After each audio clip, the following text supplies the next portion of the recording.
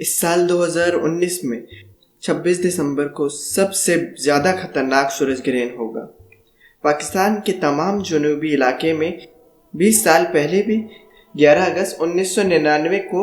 اسی طرح کا سورج گرہن ہوا تھا، جس میں 100% سورج کا حصہ چاند کے پیچھے چھپ گیا تھا۔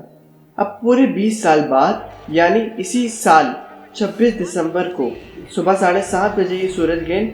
شروع ہوگا، تقریباً 10:15 کے قریب اپنے عروج پہ ہوگا،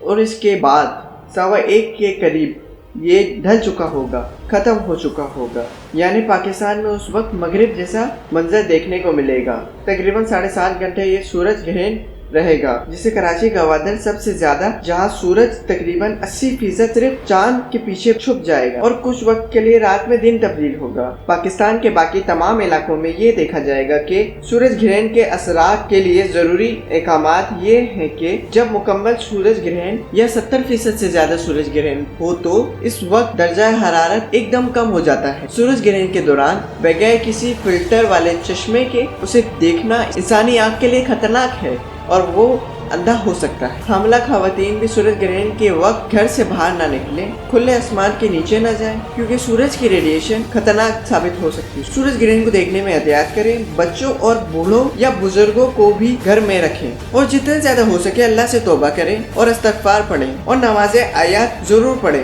اور زیادہ سے زیادہ صدقہ دیں اور ہمارے پاکستان کو اپنی امان میں رکھیں، آمین۔ اس سورج گرہن کا سب سے زیادہ اثر ایریس، سیجیٹیریس اور لیو پہ زیادہ رہے گا، تو یہ لوگ کوئی لال چیز کا صدقہ نکالیں اور سورج گرہن سے پہلے اور سورج گرہن کے بعد یا رحمو یا اللہ کا ورد 108 مرتبہ کریں۔ ان کے وجود میں چڑچڑاپن، غصہ اور اکیلاپن حاوی ہوگا، اور اس سورج گرہن پہ برج ٹورس، ورگو اور کیپریکون کے لیے اس سورج گرہن کے بعد نئے اسباب منظر عام پہ آئیں، لیکن گرہن کے وقت یہ زیادہ کچی زمین پہ نہ چلے، اور گرہن سے پہلے اور گرہن کے بعد کسی سفید چیز کا صدقہ دیں، اور یا رزاقو یا اللہ 108 مرتبہ پڑھیں، اور برج جیمنائی، لبرا اور ایکویرس مالی حوالے سے کسی پر بھروسہ نہ کریں، اور لین دین سے تقریباً 21 دن دوری اختیار کریں، اور کوشش کر کے زیادہ ہری چیزیں کھائیں اور پہنیں، اور ہری چیز کا صدقہ دیں، اور گرہن سے پہلے اور گرہن کے بعد یا غفارو یا معزو یا اللہ کا ورد کریں، اللہ اپنی ایمان میں رکھیں۔ اور برج کینسر،